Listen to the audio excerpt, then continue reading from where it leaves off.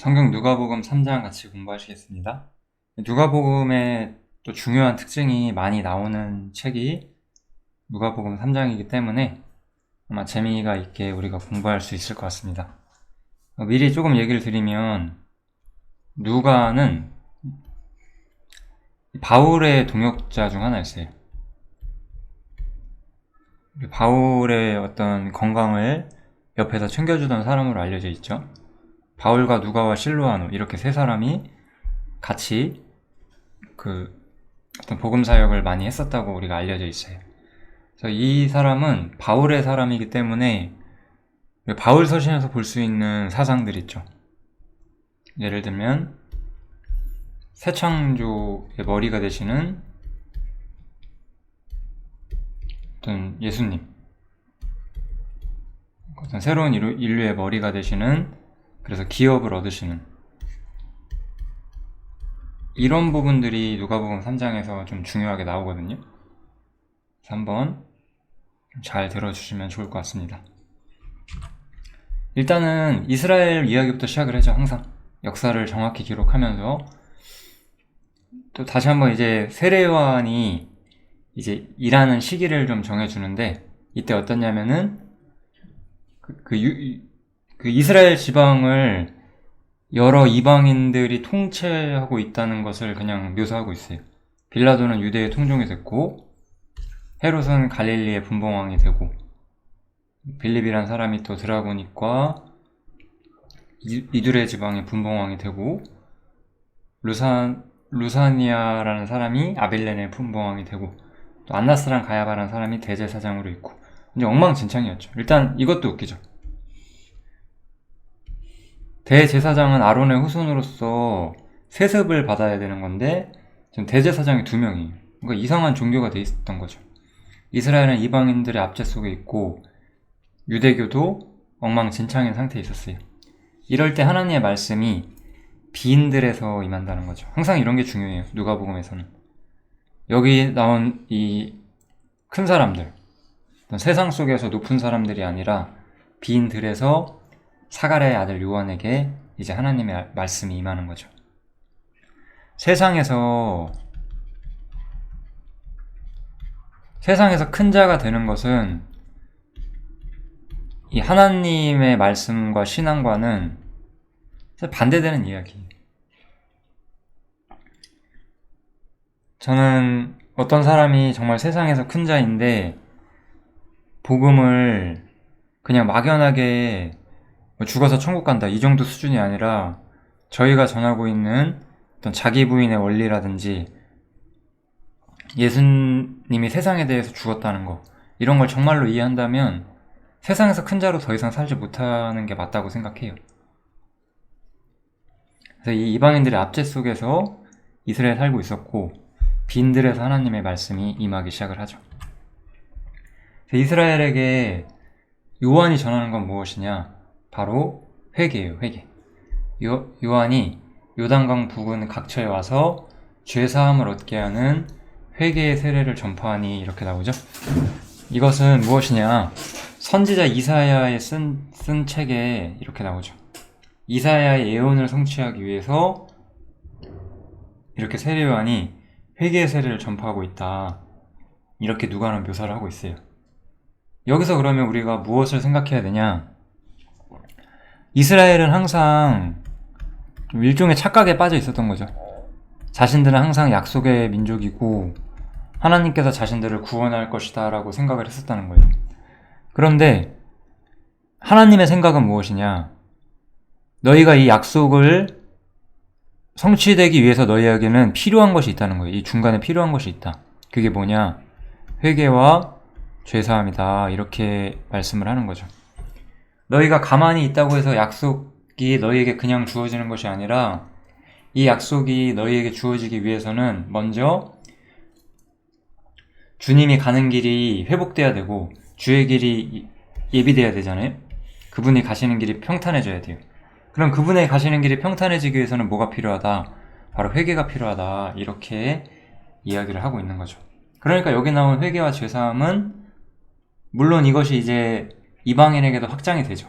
그렇지만 여기서는 유대인들에게 전해지고 있죠. 이런 것도 한번 생각해 보시면 좋을 것 같고요. 계속해서 이제 이사야 예언을 인용하고 있는데요. 모든 골짜기가 메워지고 모든 산과 작은 산이 낮아지고 굽은 것이 곧아지고 험한 길이 평탄해질 것이요 모든 육체가 하나님의 구원하심을 보리라 함과 같으니라. 이렇게 이 말씀 또한 주님이 가는 길이 예비되는 것을 묘사하는 거죠. 그래서 주님이 가는 길이 예비되고 그렇게 함으로써 모든 육체가 하나님의 구원하심을 보게 될 것이다. 이렇게 이야기를 하는 거죠. 즉 여기서 가장 궁극적으로는 이 구원이라는 것까지 연결이 되는 거죠. 여기서 구원은 그래서 우리의 어떤 개인의 구원을 의미하는 게 아니죠. 이스라엘의 구원을 의미하는 거잖아요. 이스라엘에게 구원이라 함은 약속대로 그들이 하나님의 영원한 축복 속에서 열방의 머리가 되는 그 날이겠죠. 그죠? 이스라엘의 구속과 구원, 그 시기를 말하고 있는 것이죠. 그러니까 이거는 가만히 있다고 되는 게 아니라는 거죠. 이스라엘의 이 구원의 은혜를 받기 위해서는 먼저 선행돼야 되는 게 있는데 그것이 무엇이냐? 바로 회개다. 이렇게 이야기를 하고 있는 거죠. 항상 성경에서는 이 회개의 문제를 이스라엘에게 먼저 적용을 시키고 같은 원리로 이방인들에게도 적용을 시켜요. 이들은 다음 장에서 이야기를 할게요. 이 사람들에게는 특권이 있었잖아요. 이스라엘 민족에게는. 이들은 처음부터 약속의 상속자였어요. 그렇지만 그래서 세례받으러 어떤 사람들이 나오기 시작을 했죠. 그러니까 이 당시 이스라엘의 어떤 권력자들과 힘 있는 사람들과 그 당시에 세상을 누리는 사람들도 그냥 요한한테 나온 거예요. 그랬더니 요한은 이들에게 세례 주는 걸 거절하죠. 독사의 자식들이라고 그들을 비난하면서 어떻게 너희가 진노를 피할 수 있겠냐. 너희가 이스라엘로서 가진 특권은 아무 소용이 없다. 회개해야 된다. 이렇게 말을 하는 거죠. 너희가 아브라함의 후손이라고 생각도 하지 마라. 하나님께서 너희들을 인정하지 않으신다. 이렇게 말하는 거죠. 이렇게 이스라엘이 하나님 앞에서 올바른 상태에 있지 않았고 그래서 이들에게는 회개가 필요한 거예요. 그럼 우리 이방인은 어떻죠? 이방인은 처음부터 약속에 대해서 외인이었고 하나님과 멀어진 상태였고 그것을 모르고 살아왔어요. 그래서 우리 또한 회개가 필요한 거예요. 아무튼 그래서 이스라엘의 특권은 아무런 소용이 없었어요. 이 상황에서는. 그래서 모든 이스라엘 사람은 회개해야 될 책임이 있었어요. 그것이 바로 세례 요한이 이때 이스라엘에게 와서 주님보다 먼저 사역을 시작한 이유가 되겠죠.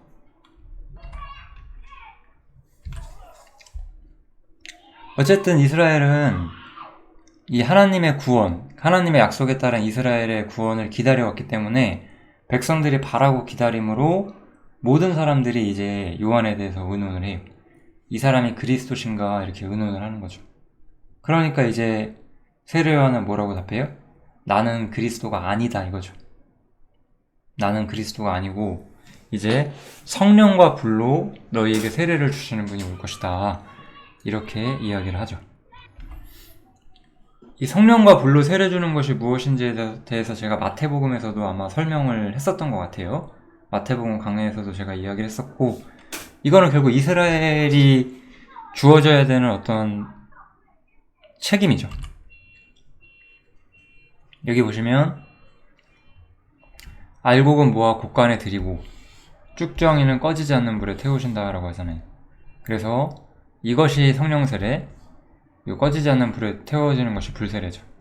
즉 이게 진짜 웃기는 이야기예요. 이 성령 세례와 불세례를 같은 걸로 봐서 그 성령이 내려올 때 막 불처럼 뜨거운 것이 임한다 이런 진짜 정신없는 이야기를 하는 기독교인들이 많아요. 심각해요, 현대 기독교가.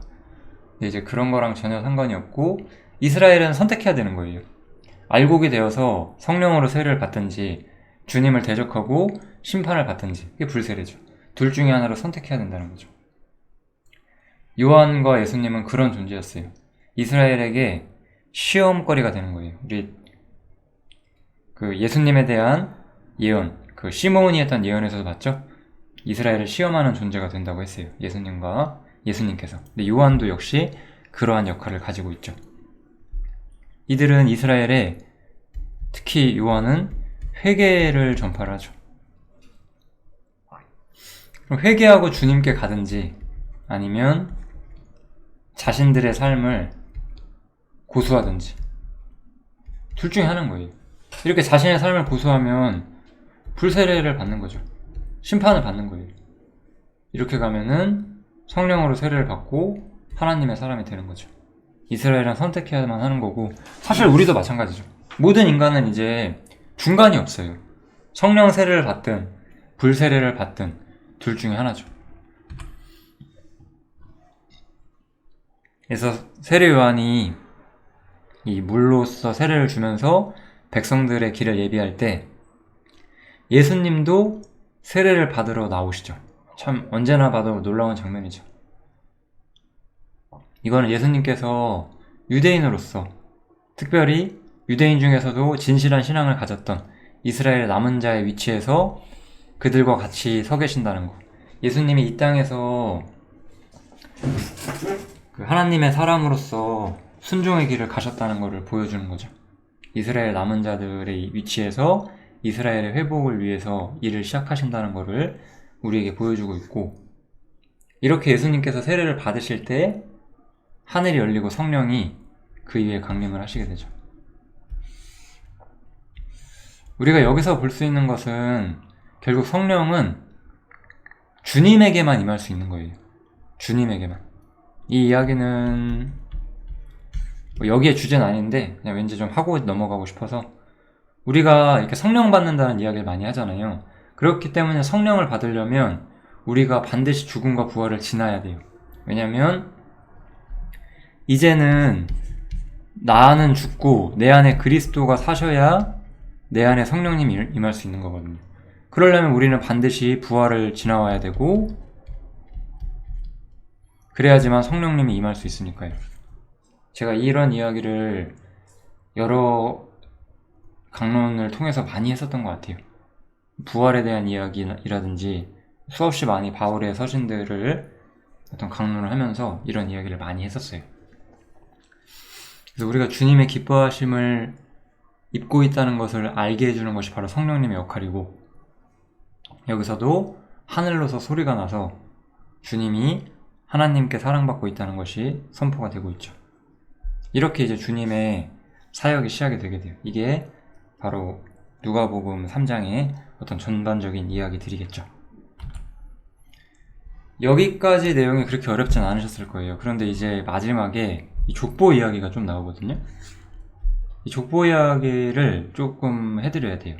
이게 약간 헷갈리실 수도 있는데 굉장히 중요하기 때문에 한번 정리를 잘 해두시면 좋을 것 같습니다. 마태복음과의 어떤 족보의 차이점을 우리가 좀 비교 안 할 수가 없는데요. 마태복음에서 예수님은 다윗의 후손으로서 묘사가 되고 있고, 다윗의 후손으로서 약속을 따라 이스라엘의 왕이 되신다라는 측면을 가지고 있어요. 이건 왕으로서의 왕 혹은 메시아죠. 메시아로서의 어떤 정통성을 부여하는 거예요.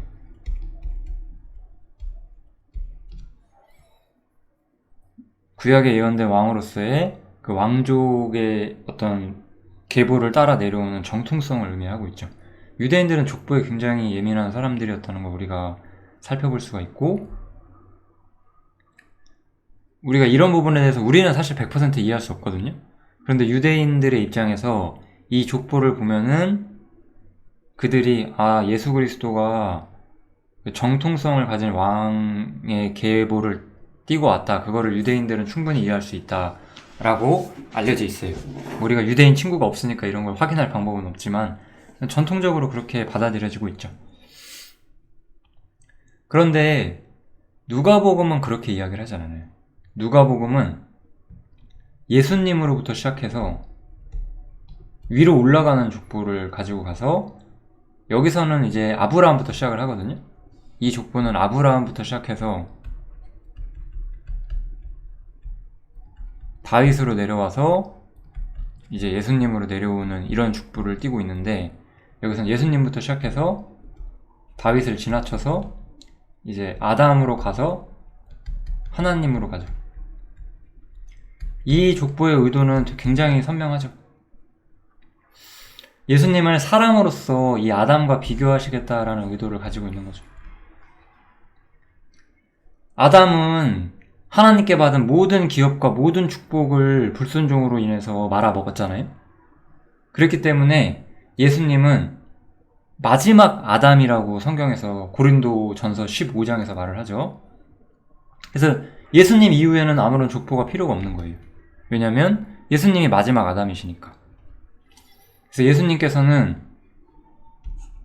이제 아담처럼 하나님과 연결된 분으로서 묘사가 되면서, 아담은 실패했지만 예수님은 승리하심으로써 완전한 기업을 얻으시게 되는 것이고, 그 완전한 기업을 특별히 어떤 위치에서 얻으시냐, 사람으로서 얻으신다는 거죠. 우리가 예수님께서 사람으로서 영광을 얻으시기 때문에 우리가 예수님과 함께 기업을 얻는다는 개념, 이 개념이 어디에서 오는 건가요? 이게 바로 바울 서신의 어떤 핵심 개념이잖아요. 바울. 여기서 누가는 바울의 생각과 바울이 보고 있는 복음을 의도하고 있다는 걸 우리가 어느 정도 추론할 수가 있어요. 그래서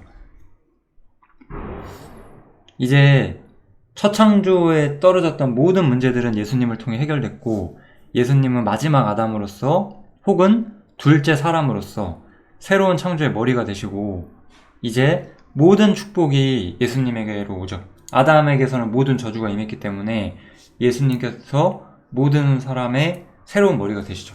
그러니까 모든 사람은 또 선택해야 되는 거예요. 나라는 사람이 있을 때 내 머리가 아담이라면 나는 멸망이고, 내 머리가 예수님이라면 나는 영원한 기업을 함께 누리게 되겠죠. 그래서 우리가 죽음과 부활이 또 들어와야 돼요. 죽음이란 거는 아담과 나의 관계를 끊는 거고, 부활이라는 것은 예수님과 나를 새로운 관계로 묶는 이러한 원리를 가지고 있거든요. 그래서 이게 이제 족보가 되는 거예요. 그럼 왜 제가 이렇게 이 족보를 설명을 하는지를 조금 더 자세히 좀 들여다볼게요. 여기서만 보면 무슨 말씀이신지는 아실 수 있겠지만, 좀 더 확실한 근거를 보여드리면서 더 중요한 족보에 대한 교훈을 말씀을 드리고자 하기 때문에 다시 한번 여기서 썼죠. 여기 보시면 굉장히 독특한 좀 차이점이 나오게 돼요. 마태복음은 다윗이 솔로몬을 낳았다라고 이야기를 해요. 솔로몬은 다윗의 넷째 아들이에요. 그리고 나서 야곱, 요셉이 이제 예수님의 육신의 부친이죠. 그래서 솔로몬으로부터 이렇게 쭉 그 왕의 계보를 타고 가다가 야곱은 이제 그러니까 또 요셉의 부친이죠. 요셉의 부친입니다. 이 사람은 이렇게 정통성을 따라서 내려가요. 누가복음 족보에는 굉장한 차이점이 있어요. 누가복음은 거꾸로 올라가긴 하는데 그냥 제가 비교하기 편하게 같은 순서를 배치를 해놨거든요. 다윗의 또 다른 아들인 나단에 대한 이야기를 하고 있어요. 다윗의 위는 나단의 위로는 다윗이다, 이렇게 표현을 하잖아요. 누가복음은 나단은 다윗의 셋째 아들이에요. 여기서부터 엄청난 차이점이 발생을 하는 거죠. 그래서 이 나단의 족보를 훑고 내려가면서 이 헬리는 누구냐? 요셉의 장인입니다. 여기는 친부, 야곱은 요셉의 친부고 헬리는 요셉의 장인이죠. 이렇게 해서 요셉으로 이 족보가 이어져 내려와요. 이 족보는 굉장한 독특성을 좀 가지고 있는데, 제가 뒤를 먼저 보고 이야기를 해볼게요.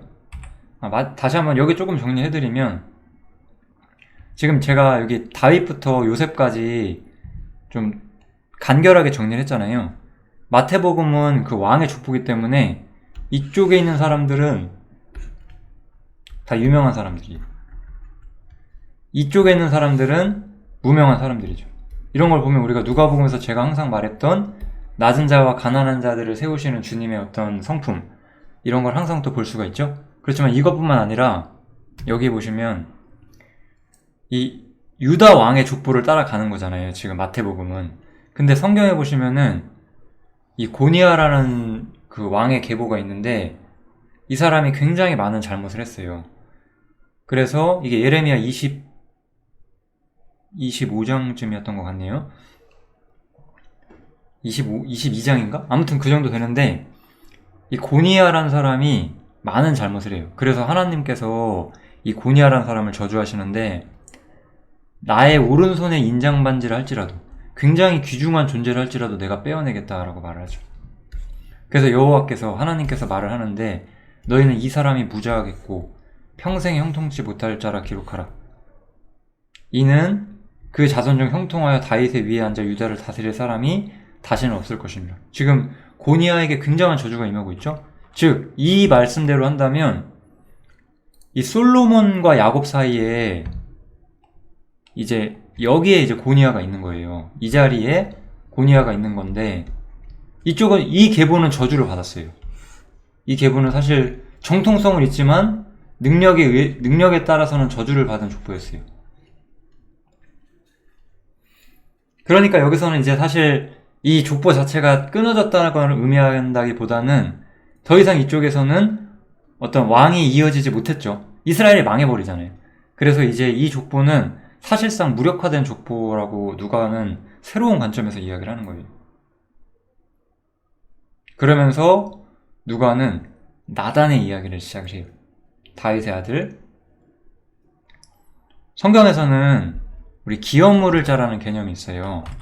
이번에는 유다와 다말 이야기를 좀 해볼게요. 지금 제가 이 이야기를 덜 끝냈는데 이 이야기까지 하고 다시 한번 정리해볼게요. 같은 원리에 따라서. 우리 유다가 이제 아들이 있었는데 이 아들이 이제 다말이라는 여자랑 결혼을 하게 되는데 이 아들이 죽죠. 그러면 이제 기업을 상속받아야 되기 때문에 여기 보면 또 아들이 있을 거잖아요. 또 아들이 있겠죠. 여러 아들이 나오는데 그냥 이렇게 해볼게요. 그럼 이제 유다에게도 이렇게 기업이 가고 이 아들에게도 기업이 가고 이 아들에게도 기업이 가야 되는, 이렇게 가야 되는 거죠.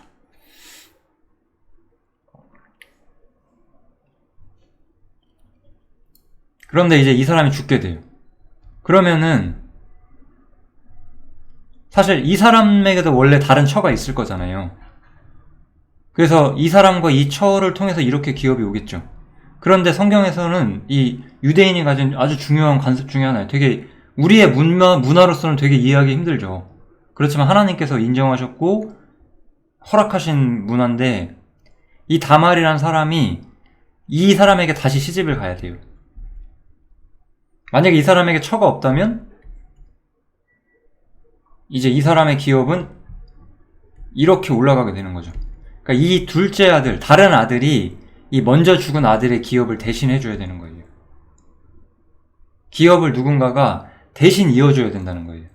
그 첫 아들이 죽었기 때문에 대가 끊겼기 때문에 여기서 대가 끊어졌기 때문에 기업을 연결할 수가 없잖아요. 그래서 그쪽에 있던 원래 부인과 다른 아들이 친족이 되죠. 나중에는 이 문화가 이제 룻기에서는 친족으로 되는데 다 대신 기업을 이어주는 역할을 하는 거예요. 즉 마태복음에 이 다윗의 마태복음의 족보는 정통성이 있지만 대가 끊어진 계보라는 거예요. 여기서 이걸 한번 좀 살짝 지운 다음에 다시 이야기를 해볼게요.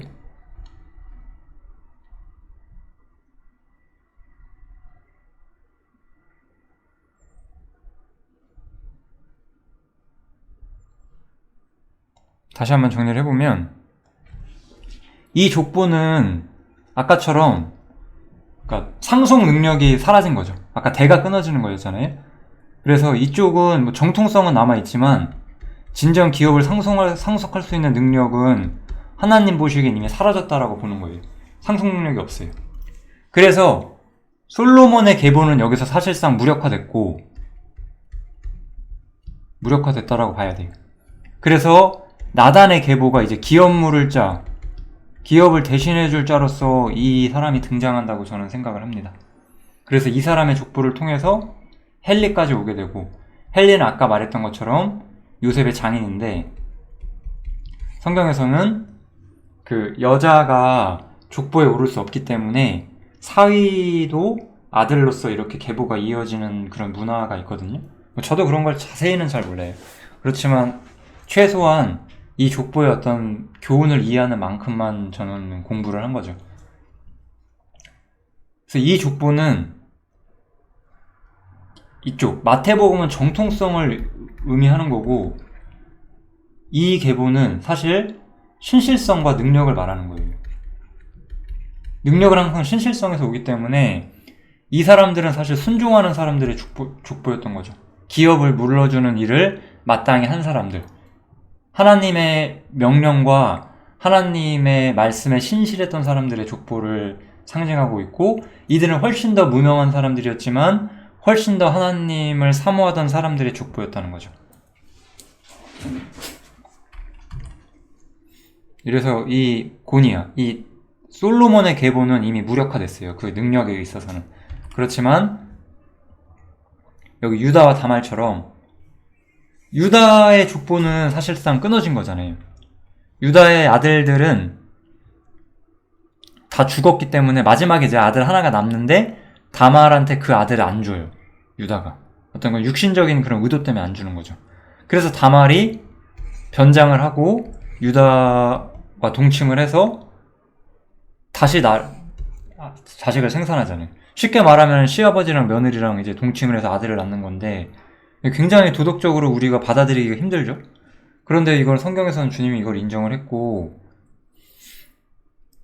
이것을 보고 유다가 그것들을 알아보고 그는 나보다 옳다라고 말해요. 왜냐? 내가 그를 내 아들 셀라에게 주지 아니하였음이로다. 이렇게.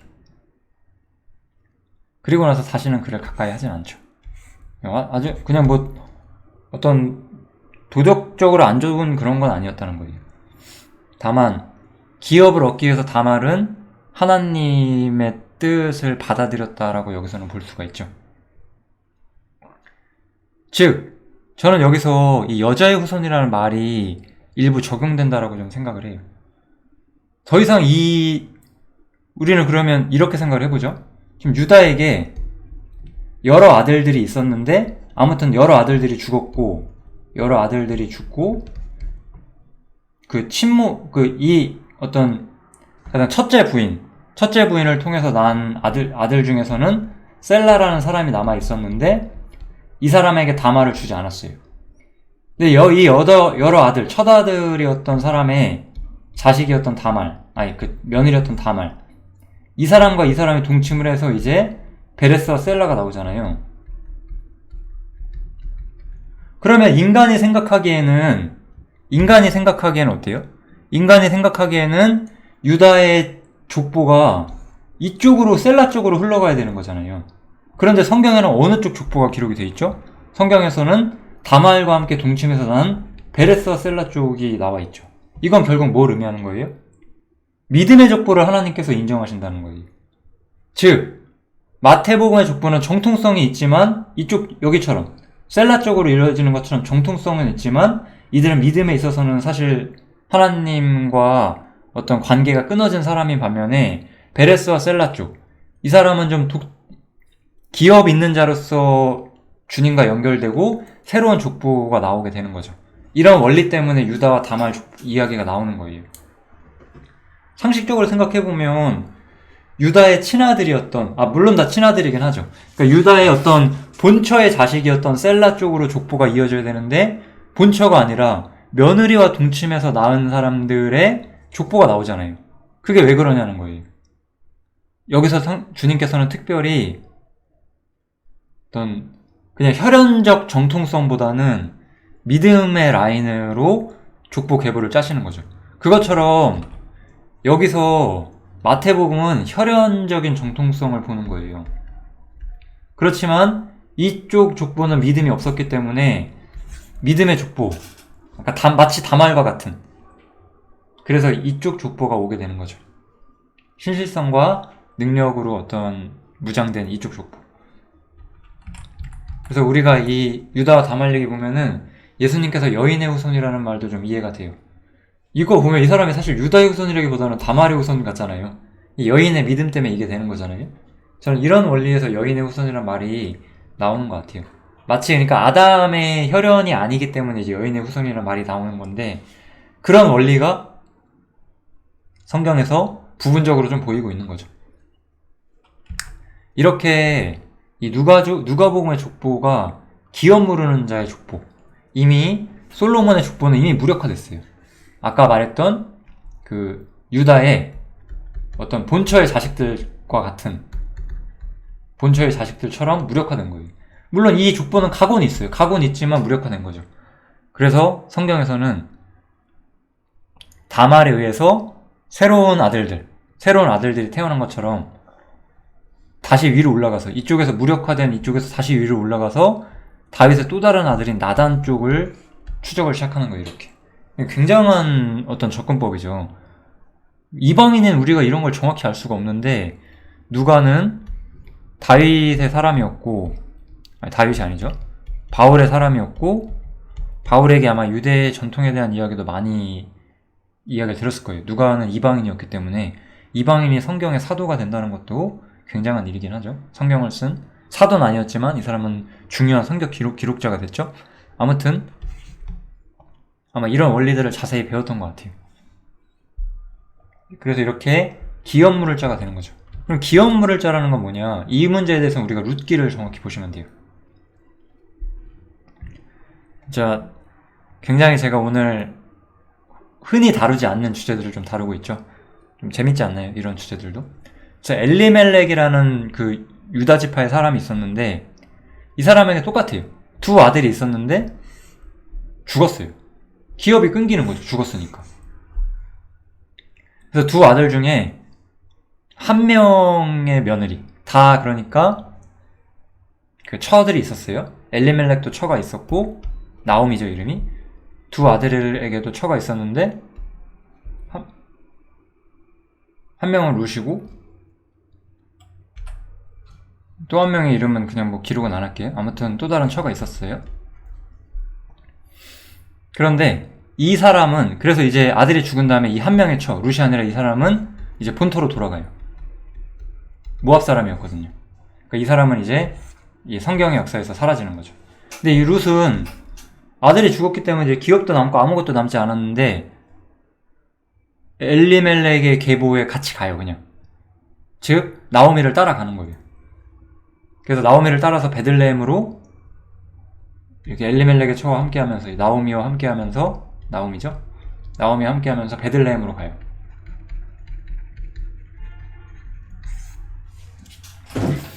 그래서 여기서 나오미와 룻이 이제 베들레헴에서 어떤 생계를 유지하기 위해서 이런저런 일을 하다가 보아스를 만나게 되고, 보아스가 바로 엘리멜렉의 기업물을 자가 되는 거죠. 이 엘리멜렉의 족보는 그 생명력이 무력화된 거잖아요. 똑같아요. 족보가 무력화된 거예요. 그래서 그 친족, 아까 말했던 다윗의 본처의 자식들의 족보가 무력화됐을 때 다말을 통해서 또 다른 계보가 왔었고, 또 아까 솔로몬의 계보가 무력화됐을 때 또 다른 아들이었던 나단의 계보가 시작되잖아요. 그것처럼 이제 보아스가 새로운 어떤 기업물을 자로서 등장이 되는 거죠. 그래서 이 기업물을 자라는 건 뭐냐? 이스라엘은 하나님이 약속하신 땅을 소유한 사람들이기 때문에 무슨 문제가 생겨서 그 기업, 그 땅을 만약에 팔게 되었으면은 때가 되면 그것을 물러줘야 돼요. 그 근족이 와서, 친한 친척들이 와서 그것을 대신 갚아줘야 되는 거죠. 그래서 물은다는 건 이제 대신 갚는 거예요. 그 기업을 다시 사오는 거죠. 이게 이제 기업 물은다는 전통인데, 이거는 이제 그래서 요 구절은 어떤 거냐면, 지금 이제 아까 여기 나왔던 엘리멜렉이 있잖아요. 엘리멜렉의 기업이 지금 팔려 있잖아요. 엘리멜렉의 기업이 지금 다른 사람에게 넘어가 있는 거죠. 그러면 이제 엘리멜렉의 친족 중 누군가가, 근족이라고 하죠. 근족 중 누군가가 이 기업을 대신 사줘야 돼요. 그런데 한번 생각을 해보세요. 여기서 만약에 아까 제가 여기서도 말했는데 이 다른 아들이 다말의 기업을 이어주게 되면 이 친아들에게 이어지는 기업이 줄어들게 되는 거잖아요. 손실이 발생을 해요. 그러니까 여기서도 보면 이 근족이 이걸 갚아주게 되면 자기에게 올 기업에 있어서 일종의 손실이 발생하게 되는 거죠. 그래서 기업 물을 자가 2명이었는데 이 첫 번째 사람은 이름이 안 나오고 이제 두 번째 사람이 보아스거든요. 그래서 이 첫 번째 사람은 나는 내 기업에 손해가 있을까 해서 물으지 않겠다라고 해요. 그래서 이 첫 번째 근족, 이 사람은 기업 무르는 일을 하지 않아요.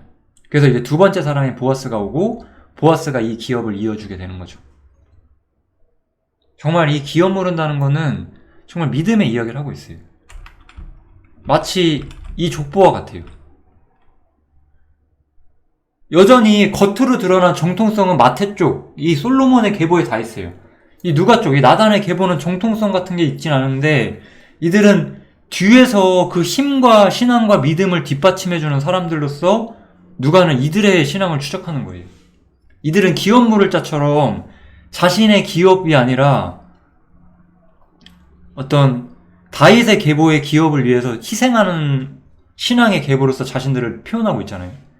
엄청나게 보아스가 바로 이런 일을 한 거예요. 이 기업 무르는 일을 하는 거죠. 그래서 지금 결국 제가 이 이야기들을 통해서 결국 누가복음의 계보가 뭔지를 좀 많이 설명을 드렸죠. 이미 정통성 외에는 모든 것을 상실한 것 대신에 기업을 이어줄 수 있는 신앙과 믿음의 계보, 이것이 추적되고 있는 거예요, 지금.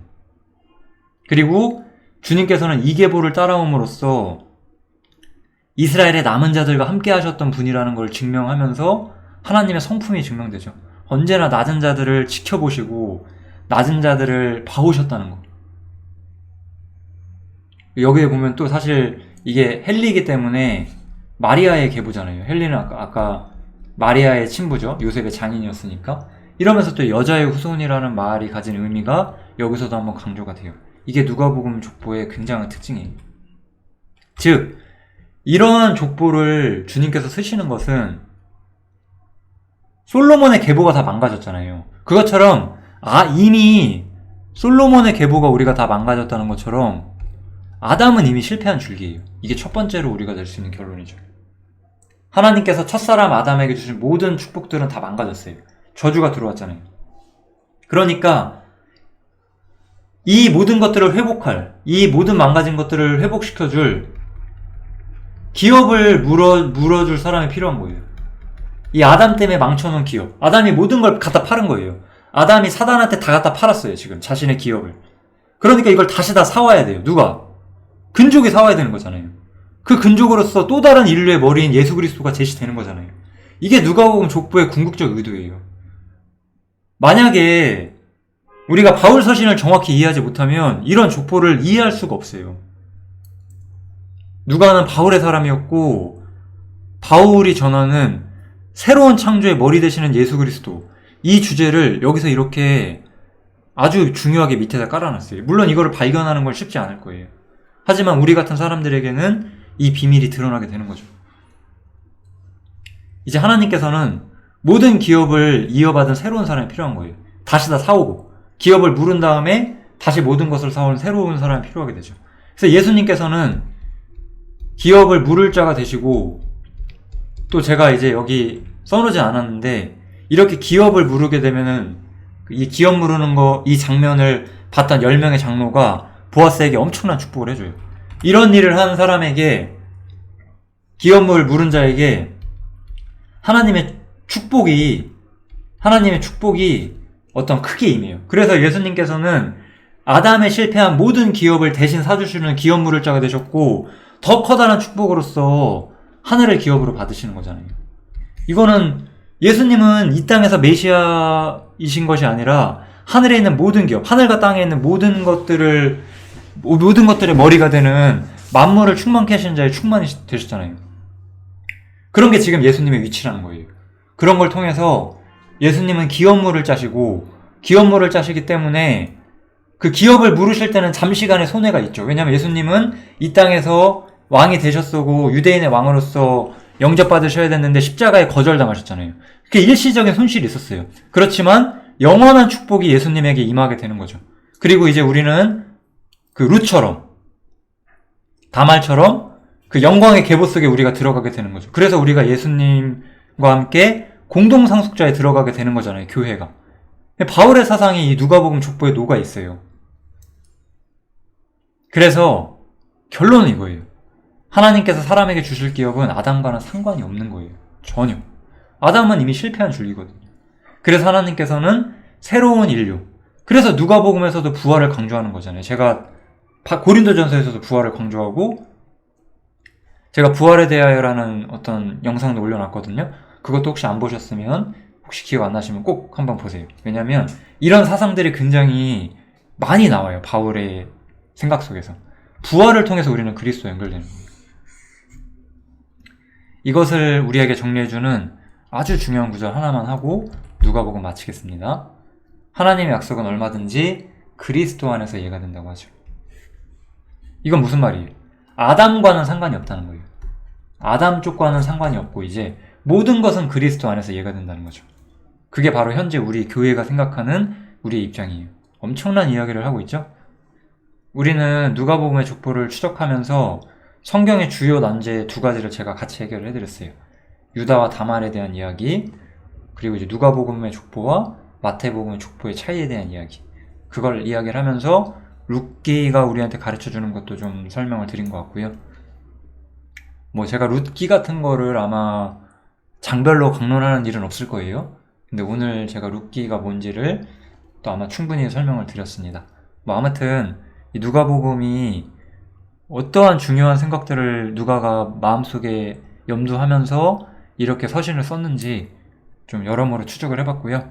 잘 공부해 주시면 감사하겠습니다. 누가복음 3장 여기서 마치겠습니다.